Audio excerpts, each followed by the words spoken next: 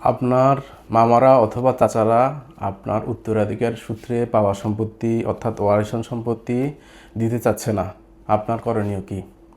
আপনি শুধু আপনার দাদার অথবা নানার জমিটাই শুধুমাত্র চিনেন, আর কোনো কাগজপত্র আপনার কাছে নেই। আপনার যেটি কাজ হবে, আপনার এলাকার যে সার্ভেয়ার অথবা আপনারা আমিন বলে চিনেন তার কাছ থেকে ওই জমিটির দাগ নাম্বার জেনে নেবেন।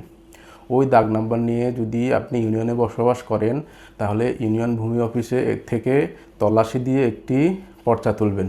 পর্চা খতিয়ান তোলার পর ওই খতিয়ান নিয়ে আপনি যদি জেলা সাব রেজিস্ট্রি অফিসে অথবা জেলা রেজিস্ট্রি অফিসে যদি তল্লাশি দেন, তাহলে আপনি একটি সার্টিফাইড কপি দলিল উত্তোলন করতে পারবেন।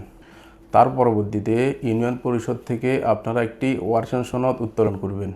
যদি ইউনিয়ন পরিষদে ওয়ারিশন সনদ দিতে অনাগ্রহ প্রকাশ করে, তাহলে উপজেলা ভূমি অফিসে একটি অভিযোগ দায়ের করবেন, যার মাধ্যমে উপজেলা ভূমি অফিস প্রশাসনিকভাবে আপনার ইউনিয়নের চেয়ারম্যানকে চাপ প্রয়োগ করবে এবং ওয়ারিশন সনদ দিতে বাধ্য করবে।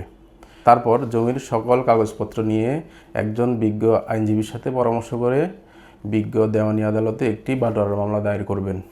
মনে রাখবেন, উত্তরাধিকার সূত্রে পাওয়া সম্পত্তি বা ওয়ারিশন সম্পত্তি কেউ চাইলেই দখলে রাখতে পারে না। এটি আইনত সম্ভব না। বাটোয়ারা মামলার মাধ্যমে এটি উদ্ধার করা সম্ভব। ভিডিওটি ভালো লাগলে শেয়ার দিয়ে রাখবেন, পরবর্তীতে কাজে লাগতে পারে।